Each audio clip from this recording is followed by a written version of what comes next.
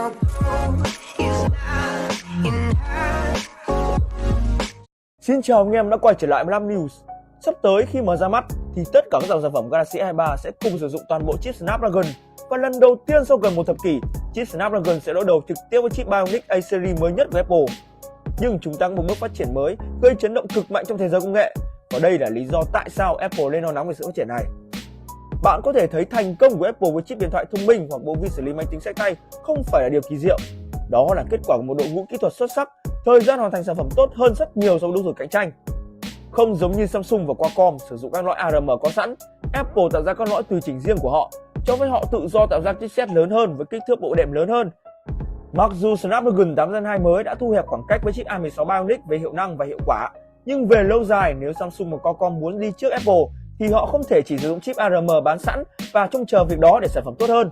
Bởi vì Apple việc đơn giản của họ chỉ là tăng số lượng lõi hoặc kích thước bộ đệm để giành lại vị trí dẫn đầu, và đó là lợi thế của việc sử dụng chipset tùy chỉnh.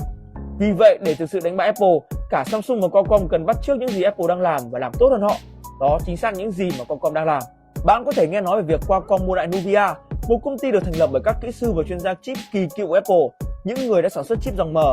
Các con chip M1 và M2 của Apple đã được khen ngợi về hiệu suất và hiệu quả khi so sánh với các chipset khác như của Intel, và nó đã làm cho các sản phẩm của Apple hấp dẫn hơn đối với người tiêu dùng.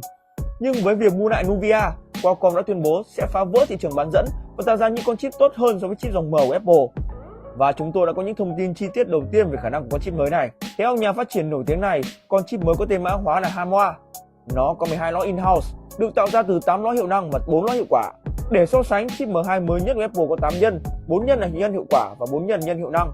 Điều thú vị là cấu hình bộ nhớ và bộ đệm cho Hamwa cũng được cho là tương tự như chip M1. Và quan trọng nhất, hiệu suất của con chip mới là cực kỳ hứa hẹn. Và điều thú vị hơn nữa là con chip này được cho là tính năng hỗ trợ GPU rời. Đây là một vấn đề lớn đối với các thiết bị dựa trên ARM. Các chip dòng M của Apple không thể làm được điều đó vì chúng có GPU tích hợp. Vì vậy, mặc dù con chip này rất tốt cho các tác vụ dựa trên năng suất, nhưng chúng lại không tốt cho việc chơi game. Nhưng điều đó sẽ không xảy ra với chip mới của Qualcomm. Bạn có thể ghép nối card đồ họa NVIDIA mới nhất với nó để có được hiệu suất chơi game tốt hơn, đồng thời có được hiệu suất CPU tốt nhất. Thật không may, chúng ta sẽ phải đợi thêm 1 năm nữa để xem chipset mới này. Nhà phát triển đề cập rằng con chip này sẽ được phát hành vào năm 2024, nhưng tương lai có vẻ tốt hơn cho Qualcomm và thậm chí là cả Samsung. Vì Samsung là khách hàng lớn nhất của Qualcomm, Qualcomm sẽ không giới hạn chuyên môn của Nuvia trong thị trường PC, nó cũng sẽ chảy xuống dòng sản phẩm Snapdragon của họ. Điều này sẽ cải thiện đáng kể dòng sản phẩm Galaxy của Samsung.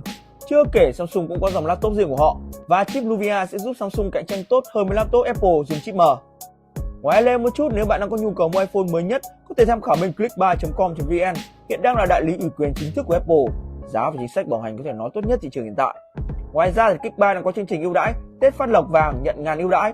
Khi mà các bạn tham gia chương trình sẽ có cơ hội nhận được rất nhiều phần quà, giải nhất trị giá lên đến 6 triệu đồng, cùng với rất nhiều lì xì giá trị khác.